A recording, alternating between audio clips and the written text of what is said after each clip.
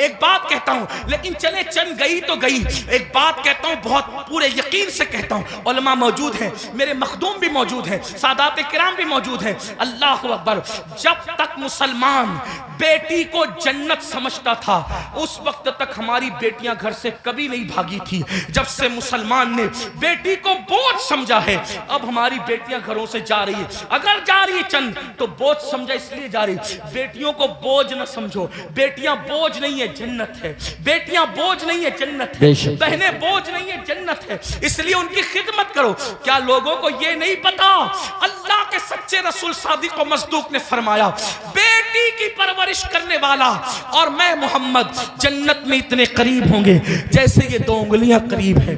आपसे पूछता, ये लोग कहते हैं हजरत ऐसा तावीज दी हमेशा बरकत रहे। मैंने कहा बेटी उस तावीज का नाम है क़यामत तक बरकत रहेगी। वो कैसे? का हदीस पाक में आता है, जिस घर में बेटी पैदा होती है उस घर में फरिश्ते आते हैं और उसको चारों तरफ से घेर कर कहते हैं, ऐ कमजोर जान से पैदा होने वाली कमजोर जान, जिसके घर में तू पैदा हुई, हम क़यामत तक अल्लाह के हुक्म से उसकी मदद करते रहे। इबादत की तरफ नहीं आते। कितनी सादगी से इंसान कहता है, मौलाना टाइम नहीं मिलता। मुझे बताओ हमसे बढ़ करके मक्र कौन कर रहा है? हम कहते हैं टाइम नहीं मिलता। अगर तिलावत के लिए टाइम नहीं है तो घंटों घंटों व्हाट्सएप पर वक्त के लिए कैसे टाइम मिलता है? अगर अल्लाह की इबादत के लिए टाइम नहीं है तो फेसबुक पर, यूट्यूब पर घंटों गुजारने के लिए टाइम कैसे मिलता है? दोस्तों के साथ गपशप करने के लिए टाइम कैसे मिलता है? याद रखिए अल्लाह के बंदो, कब तक अय्याशियां करते रहोगे? कब तक जराइम करते रहोगे? कब तक खुदा के गजब को चैलेंज करते रहोगे? कब तक अल्लाह के अजाब को दावत देते रहोगे? कब तक खुदा के अजाब से गफलत बरतते रहोगे? याद रखना, अल्लाह ने किसी को बहुत लंबी उम्र हमेशा के लिए नहीं दी है। आखिर मौत है मौत, आखिर मौत है मौत। जब उसने महबूबों को मौत दी है तो फिर मरदूदों का क्या हाल होगा? जब उसने मुकर्रबीन को मौत का मजा चखाया है तो दूर रहने वालों का क्या हाल होगा? याद रखना, जिस दिन रूह का रिश्ता जिस्म से टूट जाएगा उस दिन सिवाय पछतावे के कुछ हाथ नहीं आएगा। अल्लाह अल्लाह, जब लोगों के दरमियान बैठते हो तो वलियों की तरह बातें करते हो और जब तन्हाइयों में होते हो तो शैतान का नंगा नाच बन जाते हो। ये मुनाफिकत नहीं है तो और क्या है? जबान कुछ और कहे और किरदार कुछ और कहे। कुरान कहता है, लिमा तक़ूलूना मा ला तफ़अलून, वो क्यों कहते हो जिस पर खुद अमल नहीं करते। मुसलमानों बताओ, अल्लाह अकबर, हमें नमाज के लिए टाइम नहीं। कौन नमाज? वो नमाज जो मेराजुल मोमिनीन है, वो नमाज जो रसूलुल्लाह सल्लल्लाहु अलैहि वसल्लम की आंखों की ठंडक है, वो नमाज जो गुनाहों से इंसान को ऐसे पाक कर देती है जैसे गुस्ल करने वालों के जिस्म का मैल खत्म हो जाता है, वो नमाज जो अल्लाह से बंदे को करीब कर देती है, अल्लाह का कुर्ब नसीब होता है जिस नमाज से। कौन सी नमाज? वो नमाज जिसकी बुनियाद पर इंसान रहमतों का मुस्तहिक होता है। कौन सी नमाज? वो नमाज जिससे रोजी में बरकत होती है। वो नमाज जिसके बाद दुआएं कबूल होती है। वो नमाज जिसके पढ़ने से बीमारियों का खात्मा होता है। वो नमाज जिसके बाद इंसान को मकाम महबूबियत मिलता है। वो नमाज, अल्लाह अकबर, सारे अहकामात जमीन पर भेजे गए, लेकिन जब नमाज देना हुआ तो जमीन पर नहीं भेजी गई बल्कि मेराज में लामका पे बुलाकर महबूब को दे के बताया गया। सारे अहकामात अपनी जगह है लेकिन नमाज का मामला अपनी जगह है। इसीलिए बुजुर्गों ने फरमाया, अल्लाह के रसूल अलैहि सलाम फरमाते हैं कि सबसे पहले क़यामत में नमाज के बारे में पूछा जाएगा। अगर नमाज का मामला आपका क्लियर हुआ तो सारे मामला क्लियर कर दिए जाएंगे, और अगर नमाज के मामले में अटक गए, नमाज के मामले में फंस गए तो फिर इंसान बच ना सकेगा। आप मुझे बताएं, हमें अल्लाह से डर नहीं लगता? जिस क़यामत के दिन के बारे में काबे अहबार कहते हैं, अगर 70 अंबिया के बराबर भी कोई अमाल व फर्ज महाल लेकर के पहुंचे तो भी वो अपने अमाल को को हकीर जानेगा हकीर। आपसे पूछता हूं क्यों वक्त नहीं निकालते? अब आइए आपसे पूछूं, इमाम तो सजदे की, इमाम तो अल्लाह अकबर शहादत के वक्त भी सजदा करते हैं। कितना दर्दनाक वक्त होगा अल्लाह अल्लाह, जब इंसान का एक्सीडेंट होता है और वो मौत को करीब देखता है तो इंसान अपनी जान की फिक्र करता है। मगर कुर्बान मेरे इमाम शहीद करबला ने जब आखिरी वक्त आया तो भी अपने सर को सजदे में रखा और सर सजदे में रख करके बता दिया, औरों को जान से मोहब्बत है लेकिन अली के बेटे को अपनी जान से ज्यादा सजदे से मोहब्बत है। आप बताएं तो सही। और उसी नमाज से हम दूर है। आशूर में भी नमाज दूर करते, आशूर में भी नमाज से दूर रहते हैं। आइए अब इस अपनी गुफ्तगू को एंड की तरफ ले जाते हुए आपसे पूछूं, अगर क़यामत के दिन, तवज्जो करना इन जुमलों पर, अगर क़यामत के दिन फहरिस्त बनी जानियों की कि जानी एक साथ खड़े रहे, तवज्जो आप, जानियों की फहरिस्त बनी कि जानी एक साथ खड़े रहेंगे, तो जिस ग्रुप में यजीद होगा उसी ग्रुप में जिना करने वाले भी तो होंगे ना। दुनिया के अंदर बड़ी बड़ी बातें हाँकना आसान है। महशर आपकी मर्जी और मेरी मर्जी से नहीं होगा। महशर को महशर कहते इसलिए हैं कि वहां बड़े बड़े मुकर्रबीन भी नफ्सी नफ्सी कहेंगे। अल्लाह, थोड़ा किसी के दिल की फरियाद दिल के कानों से सुनो। मेरी कौम के जवानों, जहन्नम का ईंधन बनने नहीं आए हो। मेरी कौम के जवानों, अल्लाह को नाराज करने नहीं आए हो। इमाम आली मकाम से जान से ज्यादा मोहब्बत करने वाले मेरे सुन्नियों, आपसे पूछता हूं थोड़ा गौर करना, ईमान वाले दिल पे हाथ रखकर सोचना। जानियों की फहरिस्त बनेगी कि सारे जानी एक साथ खड़े रहे, तो बताओ जहां यजीद होगा वहां जानी लोग होंगे कि नहीं होंगे? और निगाहों की पाकीज़ा, निगाहों को पाकीज़ा रखने वालों की फहरिस्त बनेगी कि जो निगाहों को नीचा रखते थे, औरतों को पाप की नजर से नहीं देखते थे, जिनकी निगाहों में तकद्दुस था, वो सब एक तरफ खड़े रहे। तो बताओ अल्लाह अकबर, निगाहों को तहफ्फुज देने वाले इमाम हुसैन के साथ खड़े होंगे और जिना करने वाले यजीद के साथ खड़े होंगे। अगर क़यामत में ऐसा हो गया, अगर हो गया कि बेनमाजी एक साथ रहें और नमाजों की पाबंदी करने वाले एक साथ खड़े रहें, तो बताओ यजीद के साथ खड़े होंगे कि नहीं होंगे बेनमाजी? और जो नमाजों को तहफ्फुज देते थे वो उस शहीद के साथ खड़े होंगे कि नहीं होंगे, जिसने सर को सजदे में कुर्बान किया है, सर सजदे में कुर्बान किया है। अल्लाह अल्लाह, किसी ने कहा था हो सके तो लाइए दोनों जहां मीजान में, मैंने एक सजदा जमीने करबला से ले लिया। अल्लाह अकबर। बताओ मुसलमानों, तो पता चला ये नजरियात की जंग है, ये नजरियात की जंग है। आपसे पूछूं, जंग में जब इंसान जाता है, जंग में जब इंसान जाता है फौज लेकर जाता है, बहन लेकर नहीं जाता। जंग में इंसान जाता है फौज लेकर जाता है, बीबियां लेकर नहीं जाता। जंग में इंसान जाता है, अल्लाह अकबर, फौज लेकर जाता है, सौतेले भाई लेकर नहीं जाता। जंग में इंसान जाता है 6 महीने का बच्चा लेकर नहीं जाता। इमाम आप जंग में भी जा रहे हैं, और कुछ लोग तो कहते हैं कि चलो इत्तेफाकी हादसा हो गया। इत्तेफाकी हादसा आपके मौर्रिखीन के और लोगों के लिए कहने को है, वरना रसूलुल्लाह के घर का बच्चा बच्चा जानता था। आका ने इतनी तफसील से करबला बयान की थी।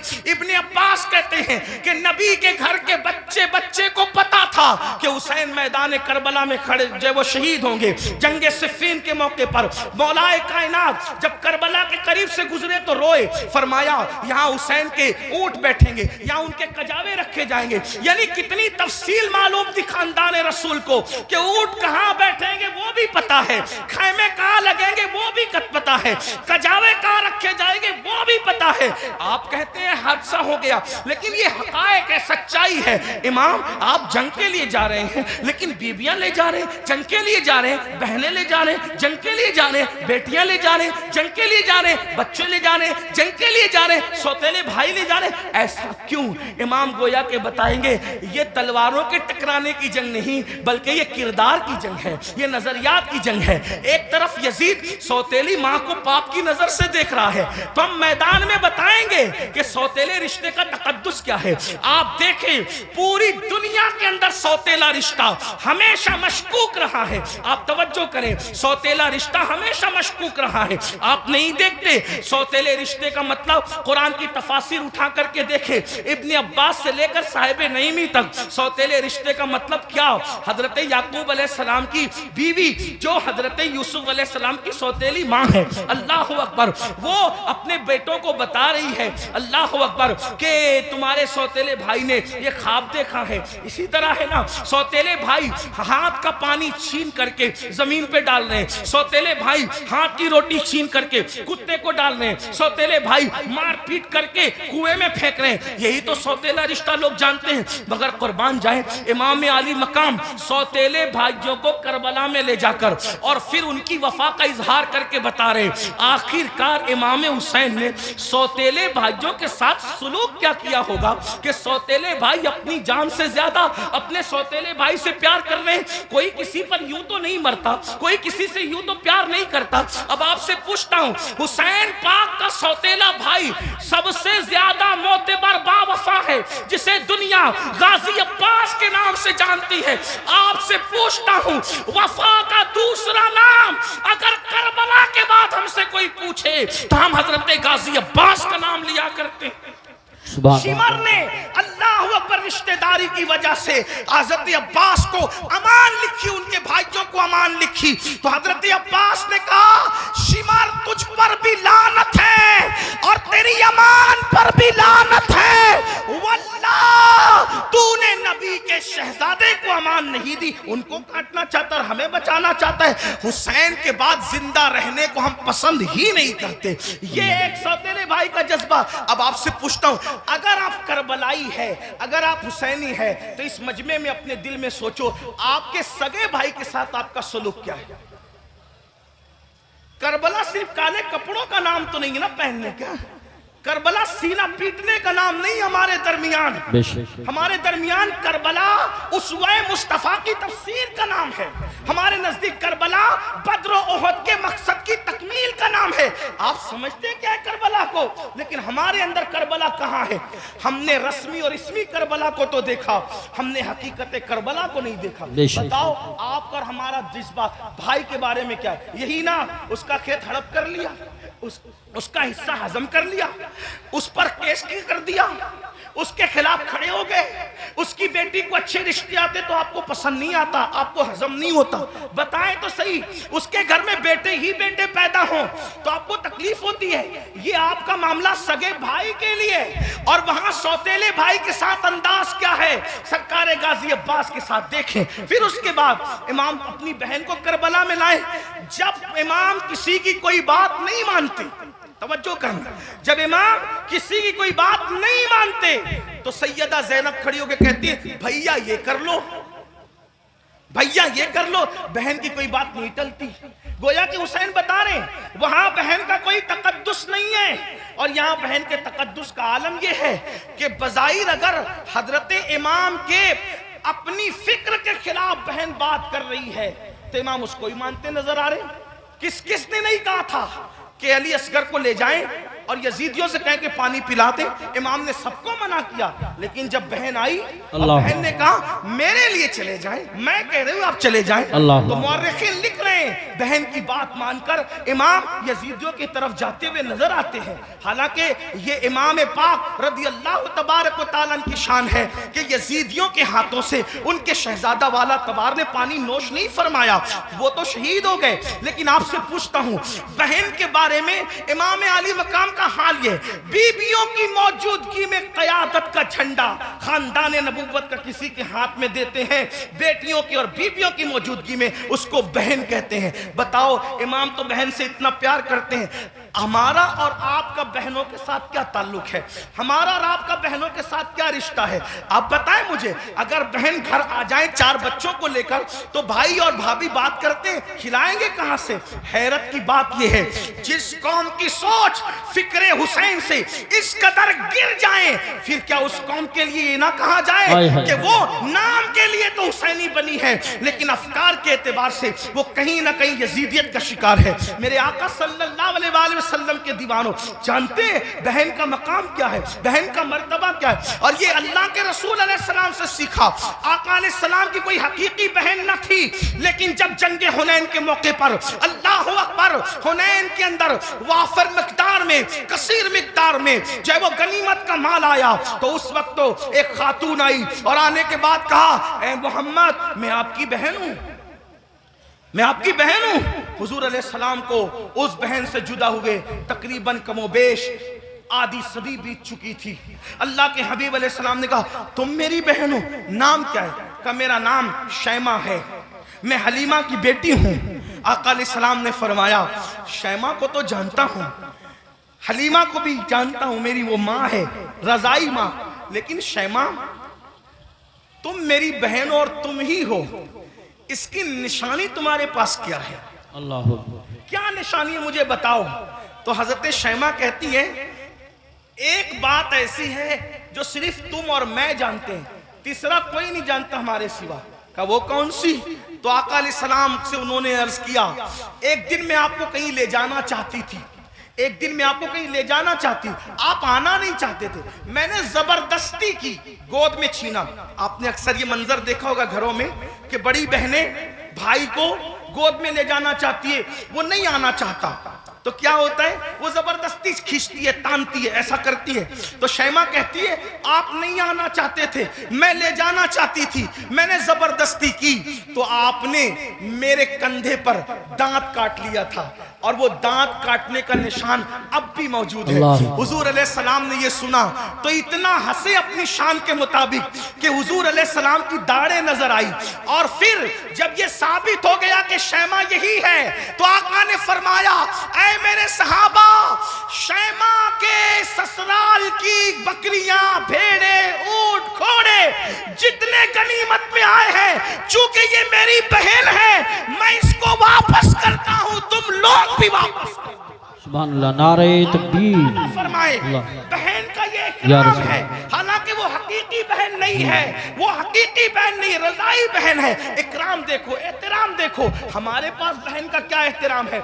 अगर बहन जवान हो गई, उसको रिश्ते नहीं आ रहे हैं, तो भाई बोझ समझता है, बोझ समझता है। और जब भाई बोझ समझता है तो वो देखती है कि भाई का मुंह अच्छा नहीं, बाप बोझ समझ रहे, बाप का मुंह अच्छा नहीं, माँ बोझ समझ रही, बाप का मुंह, माँ का मुंह अच्छा नहीं। तो फिर एक बेटी ये फैसला करती है, जिस घर में न भाई अपना हो, न बहनें अपनी हो, न माँ अपनी हो, न बाप अपना हो, सब तो मुंह उतार करके मुझे बोझ समझते हैं, तो फिर वो मजबूरन ये फैसला करती है कि फिर बाहर जहां से प्यार मिल रहा है, प्यार अगरचे धोखे की तौर पे मिल रहा है, अल्लाह अकबर, फिर क्यों ना उसी का हाथ पकड़ लिया जाए।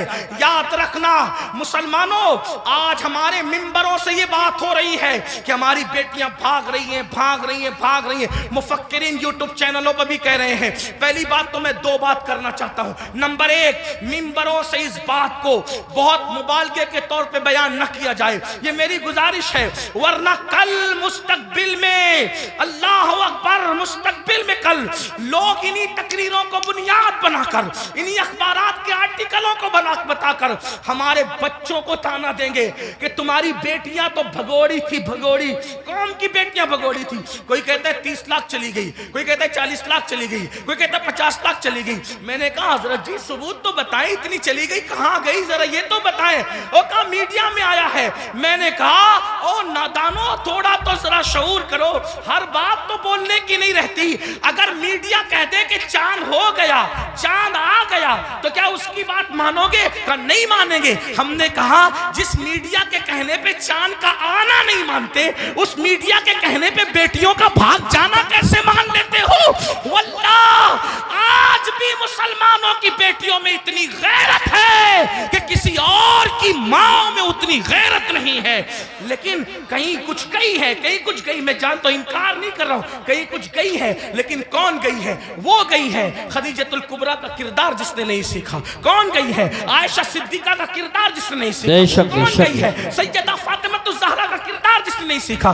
कौन गई है? सैयदा ज़ैनब का किरदार जिसने नहीं सीखा। वो चंद गई है।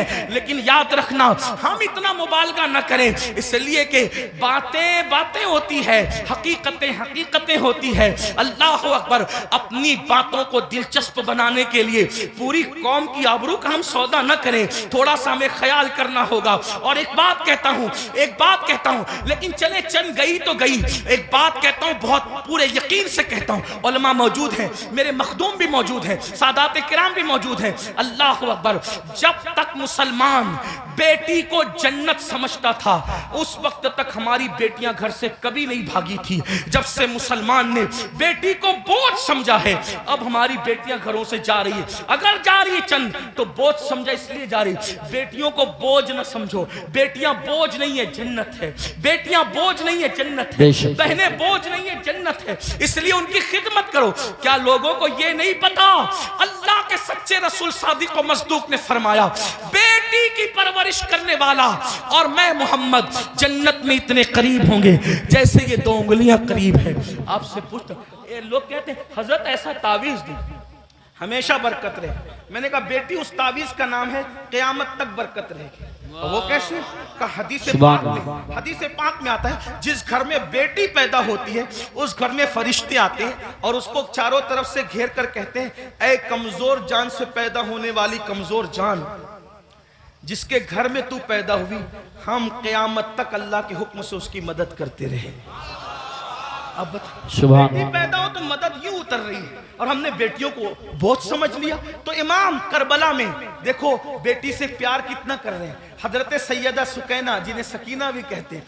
अब मैं जो है वो तलफ़ुज़ात के वो जो है वो भूल भुलैया में आपको घुमाना नहीं चाहता, जो लोग कहते हैं वही कहकर आगे बढ़ना चाहता हूँ। लेकिन बहरहाल हजरत सैयदा सकीना को सीने पे सुला रहे कि नहीं सुला रहे? एक बेटी का मर्तबा। करबला के खैमे में इमाम अपनी बेटी को सीने पे रख रहे हैं। आप अंदाजा तो फरमाए, चचा भतीजी के कहने पर फुरात तक जा रहा है, ये सब क्या है? भाई अपनी बहन के कहने पर, इमाम अली अकबर रज़ी अल्लाह तबारक व तआला अपनी बहन के कहने पर वो सब कुछ करते नजर आ रहे हैं, जिसको देख करके इंसान हैरत इस्तिजाब में डूब जाता है। करबला ये भाइयों, करबला अब इख्तिताम पे सुन ले जरा।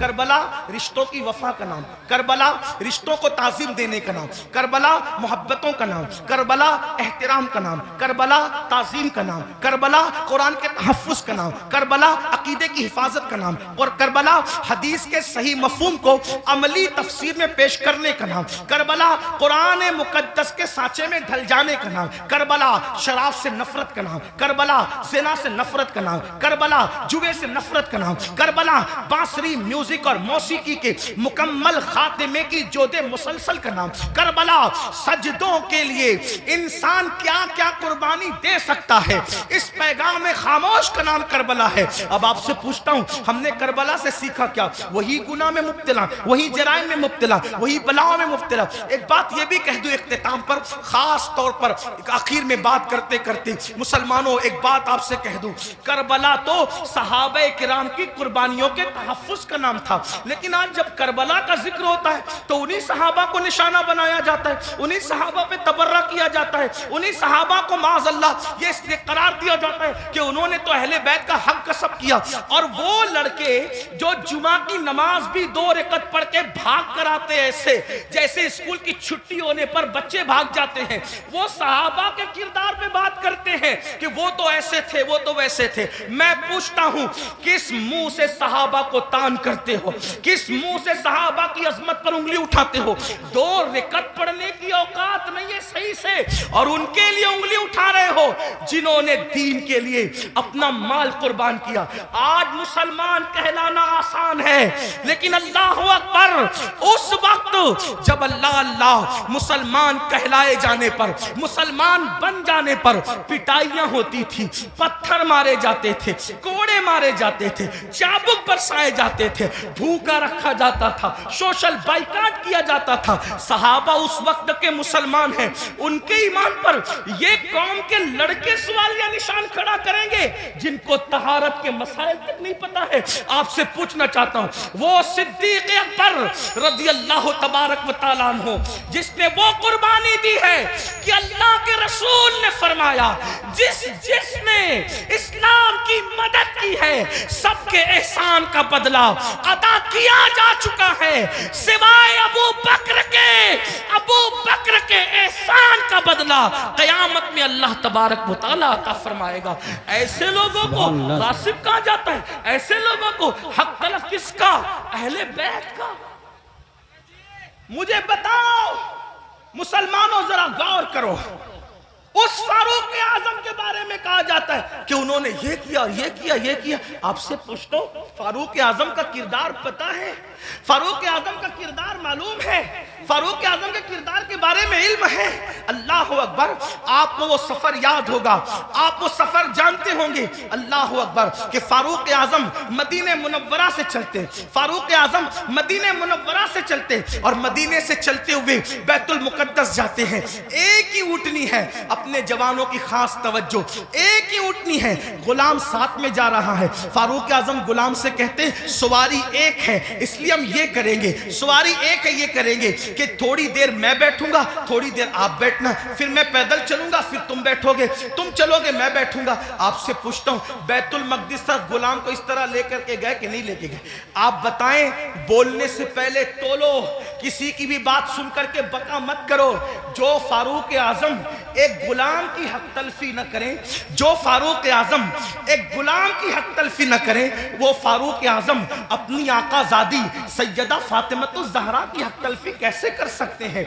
आप जानते हैं, कभी गौर तो किया होता, कभी सोचा तो होता, जिससे जो सुना वही बकना शुरू कर दिया। मेरे आका अलैहिस्सलाम फरमाते हैं, मेरे असहाब को बुरा मत कहो, मेरे सहाबा को बुरा मत कहो। और इसी करबला की बात करते हुए सहाबा पे तबर्रा किया जाए, मुसलमानों क्या मुंह लेकर के उठोगे? जानते हैं, शिफा शरीफ में काजी अयाज रहमतुल्लाहि ताला अलैह लिखते हैं कि एक शख्स मर रहा था, उसको मौत आ रही थी, मरते वक्त उसकी जबान पे कलेमा नहीं आ रहा था। अल्लाह अकबर, उसकी जबान पे कलेमा नहीं आ रहा था। उससे पूछा गया कि तू कलेमा क्यों नहीं पढ़ पा रहा है? उसने कहा कि मैं अबू बकर और उमर के गुस्ताखों के साथ बैठा करता था। वो गुस्ताख नहीं था, बल्कि गुस्ताखाने शेखैन के साथ बैठता था। अल्लाह अकबर। तो जो गुस्ताखाने शेखैन के साथ बैठे, सिर्फ बैठे, मरते वक्त उसकी जबान पे कलेमा नहीं आता, जो गुस्ताखी करे उसका क्या अंजाम होगा? ये दुनिया चंद दिन की है, ये दुनिया चंद लम्हे की है। बंदों की खुशी के लिए अल्लाह को नाराज न करो। वल्लाहु व रसूलुहु अहक्कु अन युर्दू, अल्लाह और उसका रसूल इस बात के ज्यादा हकदार हैं कि उनको राजी किया जाए। आज ये बहस चल रही है कि कौन कब ईमान लाया था, कौन कब ईमान लाया था। मैंने कहा किसी ने कभी भी ईमान लाया था, ईमान तो लाया था ना, हुजूर ने तो माफ किया था ना, हुजूर ने तो चादर में जगह दी थी ना। जिसको रसूलुल्लाह अमान दे दे, जिसको नबी अमान दे दे, उम्मती को हक क्या है उसको अमान से बाहर करने का। आपसे पूछना चाहता हूं, इसलिए मुसलमानों अपनी हैसियत में रहो। आला हजरत इमाम अहमद रजा मुहद्दिस बरेलवी फतावा रज़विया शरीफ में लिखते हैं, आलिमे रब्बानी की तौहीन करने वाला कुफ्र तक जाता है। जब आलिमे रब्बानी की तौहीन करने वाला कुफ्र तक जाता है, जो सहाबा की तौहीन करे, सहाबा को गालियां दे, याद रखना स्टेज पर कुछ भी कहो, कमरे की गुफ्तगू तो अल्लाह सुन रहा है, दिलों का हाल तो अल्लाह देख रहा है। इसलिए उनके लिए दिलों में कीना न रखो, उनके लिए दिलों में अदावत न रखो। मुसलमानों क्या बात है, अगर रसूलुल्लाह ऊंट के चमड़े की नालैन पहन ले तो हम उस नालैन को सर पे रखते हैं। आखिर ऊंट का चमड़ा ना देखा, क्या देखा? रसूलुल्लाह की निस्बत देखी। तो जब रसूलुल्लाह की निस्बत की वजह से ऊंट का चमड़ा सर पे रखा जाता है, तो रसूलुल्लाह की निस्बत की की वजह से असहाबे मुस्तफा की ताजीम क्यों नहीं की जाती, उनका एहतराम क्यों नहीं किया जाता। लेकिन एक बात यह भी ख्याल रखना, एक तबका वो है कि अल्लाह अल्लाह जो सहाबा को हल्का जान रहा है, सहाबा की बेअदबी कर रहा है, कमरों में बैठ करके अपने मानने वालों को उनके खिलाफ कान भर रहा है। लेकिन दूसरा तबका वो भी नजर आ रहा है कि जब अहलुल बैत पर कोई गुफ्तगू होती है तो फिर उसका मुंह उतरता है कि ये अहले बैत की फजीलत पढ़ने वाला कोई राफजी तो नहीं हो गया। हम कहते हैं अल्लाह के बंदो, अहले बैत की फजीलत पढ़ना राफजियत नहीं है, बल्कि सहाबा की गुस्ताखी करने का नाम राफजियत है। वरना देखो, अल्लाह अकबर, हमारे जितने बुजुर्गान दीन है सब ने खुल खुल कर खिल खिल कर सहाबा की अजमत भी बयान की और अहले बैत की अजमत भी बयान की। आज अगर महफिल में नारे हैदरी लगे तो कुछ लोगों के चेहरे यूं उतरते हैं, हमने खुद मिंबर पे महसूस किया, उनके नाम नहीं जानते वो कौन लोग हैं। अल्लाह अकबर, कि महफिल में अली का नारा लग रहा है, कहीं राफजियों की महफिल तो नहीं। मैंने कहा ये फिक्रे सहाबा नहीं है, फिक्रे अहले सुन्नत नहीं है। हमारी महफिलों में सहाबा के साथ अली ये मुर्तजा का नारा लगता था, लगता है और इंशाअल्लाह लगता रहेगा। बल्कि सहाबा ने तो मेयार करार दिया है ईमान का अली ये मुर्तजा को। फरमाया जब लोगों में बिदअतें फैलने लगी, फितने उठने लगे, तो महफिलों में लोग आते तो हम सोचते कौन अपना और पराया है। तो जब लोगों को छांटना चाहते, लोगों को तकसीम करना चाहते, अपने और पराये का फर्क क्या है, तो हम जिक्र अली करने लगते। अली का जिक्र सुनकर जिनके चेहरे खिल जाते समझ जाते ईमान वाला है, जिसका चेहरा उतर जाता समझ जाते कि मुनाफिक है। नारे तकबीर, इसलिए नारे जिक्र रिसालत। अली करो मगर एहतराम सहाबा के साथ, जिक्र अहले बैत करो एहतराम सहाबा के साथ, सहाबा का जिक्र करो अहले बैत की ताजीम के साथ, क्योंकि ये दोनों रसूलुल्लाह से मंसूब है। बल्कि यूं कह ले, हुजूर के इर्द गिर्द सितारे गर्दिश कर रहे, जो गर्दिश घर के अंदर कर रहे उनको अहले बैत कहते हैं, और जो घर के बाहर कर रहे हैं उनको सहाबा कहते हैं। हुजूर की निस्बत का ख्याल करो। आइए अपनी बात को इख्तिताम तक पहुंचाते हुए ये बात अर्ज करूं, मुसलमानों, हमने बातें बहुत की, बहुत बातें की, बहुत बातें की। हम सब जगह हैं, अमल के मैदान में नहीं, अमल से कोरे, जिंदगी गुनाहों में डूबी हुई है। याद रखना, अल्लाह की बारगाह में हमें और आपको पहुंचना है, अल्लाह को मुंह दिखाना है, अल्लाह की बारगाह में खड़े होना है। आइए आज से पहले कुछ किया, जो किया सच्ची तौबा करें, अल्लाह की तरफ पलटे, अल्लाह की तरफ वापस आए। याद रखिए, इंसान जहां जाकर जुर्म का एतराफ करे, जहां जाकर एतराफ जुर्म करने से इंसान की इज्जत घटती है, लेकिन एक मेरे अल्लाह का दर है, जहां आकर इंसान इकबाल जुर्म कर ले तो मेरा अल्लाह इज्जत घटाता नहीं बल्कि इज्जत को बढ़ा देता है। आओ तौबा करो। आज मुहर्रम शरीफ की पहली तारीख है। ये मुहर्रम शरीफ हुर्मत वाला महीना है, हुर्मत वाला, यानी जिन 4 महीनों की हुर्मत अल्लाह ने रोज़ अव्वल से मुकर्रर की है उसमें मुहर्रमुल हराम भी है। और अल्लाह के रसूल अलैहि सलाम की एक हदीस ये है कि रमज़ान शरीफ के बाद सबसे ज़्यादा जिस महीने के रोज़े की अहमियत है वो माह मुहर्रमुल हराम के रोज़े, माह मुहर्रम शरीफ के रोज़े। इन दिनों को खुराफात बिदात में गुजारने की बजाय इबादात में गुजार, हो सके तो ये तय कर लो कि रोजाना मैंने नबी और आले नबी पर 1000 बार दुरूद शरीफ पढ़ना है। आप कहेंगे लोग क्या कहते, अरे बहुत टाइम लगेगा। कोई टाइम नहीं लगेगा। सल्लल्लाहु अलैहि व आलिहि वसल्लम, ये बहुत मुख्तसर दुरूद शरीफ, बहुत मुख्तसर दुरूद शरीफ है। अगर इस दुरूद शरीफ को आपने पढ़ा 1000 बार, सिर्फ 20 मिनट का टाइम लगेगा। 20 मिनट दुरूद शरीफ पढ़ो। उसके बाद जैसा कि आपने पहले भी सुना, सदका दो, खैरात दो। और एक बात आपको कहूँ, इसको भी ध्यान से, कि जो हम खुराफात पर और बिदात पर पैसा खर्चा करते हैं, उस पैसे को उठा के आप वो सादात किराम जो मालदार नहीं है उन पे खर्चा करो, वो उलमाए किराम जो मालदार नहीं उन पे खर्चा करो। इससे क्या होगा? खुराफात और बिदात के बारे में तवज्जो करना। 2 ग्रुप है, एक ग्रुप कहता है जायज, एक ग्रुप कहता है नाजायज। जो ग्रुप जायज कहता है वो भी सिर्फ जायज ही कहता है, ना फर्ज कहता है, ना वाजिब कहता है, ना सुन्नत कहता है, नहीं कहता ना। जो जायज साबित भी कर ले खुराफात को तो सिर्फ जायज ही कह सकेगा, फर्ज नहीं कह सकेगा, वाजिब नहीं कह सकेगा। लेकिन भाइयों, अपने मुसलमान भाई की मदद करना तो अल्लाह ने हम पे फर्ज किया है। बल्कि यहां तक फरमाया कि जब तक तुम अपने मुसलमान भाई की मदद करते रहोगे अल्लाह तुम्हारी मदद करेगा। और आपको बताऊं, खास तौर पे सादात की खिदमत, वो जो मालदार नहीं है, मुस्तहिक हैं, ये नहीं कहता गरीब हैं, मेरे अंदर इतनी हिम्मत नहीं कि मैं किसी सैयद को गरीब कहूं, लेकिन सादात जो मालदार नहीं है, मालदार अगर आप उनकी खिदमत करें तो होगा क्या। दो तीन बातें सुन ले, बात खत्म करते। हजरत सैयदना अब्दुल्ला इब्ने मुबारक रदी अल्लाह ताला हज को जा रहे थे, हज का इरादा था, और हज के इरादे में आपने ये तय किया कि मैंने हज को जाना है, पूरी तैयारी हो गई, इरादा बन गया हज को जाना। अब्दुल्ला इब्ने मुबारक को पता चला कि मेरे पड़ोस में एक सैयद साहब रहते हैं और वो इस वक्त थोड़ा परेशान हाल है, हालात के सताए हुए और हालात के मारे हुए। तो उन्होंने सोचा कि पड़ोसी है, सैयद हैं, मैं उनके नाना के यहाँ जाऊं, मैं हज के लिए जाऊं और इनको भूखा प्यासा तड़पता बिलकता छोड़ के जाऊं। तो उन्होंने क्या किया, इस साल हज नहीं करेंगे, इंशाअल्लाह आइंदा फिर कभी देखेंगे। हज की पूरी रकम उठाकर उस सैयद साहब को दे दिया और उसके बाद आंसू पोंछते हुए, अब सब्र करते हुए रह गए। जब हज से काफिला वापस आया तो लोग मुलाकात करते थे, तो अब्दुल्ला इब्ने मुबारक लोगों को कहते थे मुबारक हो हज, तो लोग भी कहते थे अब्दुल्ला आपको भी मुबारक हो, आपको भी मुबारक हो। हज़रत अब्दुल्ला इब्ने मुबारक सोचते, या अल्लाह मैं गया नहीं, लेकिन जो आता है मुझे हज की मुबारकबाद देता है।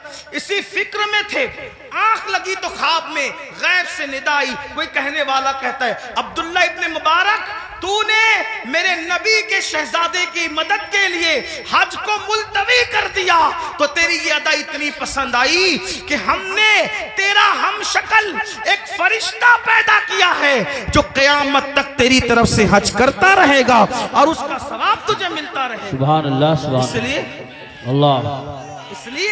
अल्लाह, इसलिए खुराफात की तरफ खर्च करने की बजाय अपने सादात जो मुस्तहिक है उनके लिए खर्च करो। ऐसे सादात हैं, मैंने कई जगह देखा, कोई सब्जी बेच रहा है, कोई ऑटो चला रहा है, कोई चाय बेच रहा है, उनके बच्चों की स्कूल की फीस नहीं है भरने के लिए, उनकी बच्चियों की शादी के लिए पैसे नहीं है। ये सारी चीजें मुसलमानों, हमें इसकी तरफ गौर, तरजीहात की तरफ गौर कीजिए, जहां खर्च करने का ज्यादा फायदा है उसकी तरफ। बल्कि इमाम अहले सुन्नत एक हदीस लिखते हैं, आइए उस हदीस को भी सुने। कहते हैं कि मेरे आका अलैहिस्सलाम ने फरमाया कि जिसने बनु हाशिम पर एहसान किया, उनकी खिदमत की, उनकी मदद की, आका फरमाते मुझ पर वाजिब और लाजिम है कि जिसने भी मेरी आल की खिदमत की, मदद की, नुसरत की, हिमायत की, मोहब्बत की, आका फरमाते मुझ पे वाजिब है, लाजिम है कि उसका सिला मैं उसको कयामत में दूंगा जब वो मुझसे मिलेगा। ये हदीस लिखने के बाद मेरे इमाम कहते हैं जिसका मफहूम ये, सुन्नियों दौड़ो और सादात की खिदमत कर लो, इसलिए कि नबी किस किस को मिलेंगे, किस किस को ना मिलेंगे अलग उन्वान है, लेकिन जिन्होंने आले नबी की खिदमत की होगी उससे मिलने का वादा मुस्तफा जाने रहमत फरमा रहे हैं। गोया के और लोग हुजूर को ढूंढेंगे और हुजूर अपनी आल की खिदमत करने वाले को सिला अता फरमा रहे होंगे, लिका का शरफ अता फरमा रहे होंगे। इसलिए मेरी गुजारिश है, हमने अपने पैसों को, रुपयों को बहुत ज़ाय किया खुराफात पर, बिदात पर। क्या खुराफात है, क्या बिदात है, अपने इलाके के मुस्तनद मोतबर उलमा और मुफ्तियान किराम के पास बैठो और बैठ करके सीखो कि किन खुराफात से और बिदात से बचना है और कौन सी चीज़ें अहले सुन्नत व जमात से है। जैसे कि लोग तो शरबत पिलाने को भी बिदत कह देते हैं। आपसे कहता हूँ कि भाई शरबत पिलाना कौन सी बिदत है।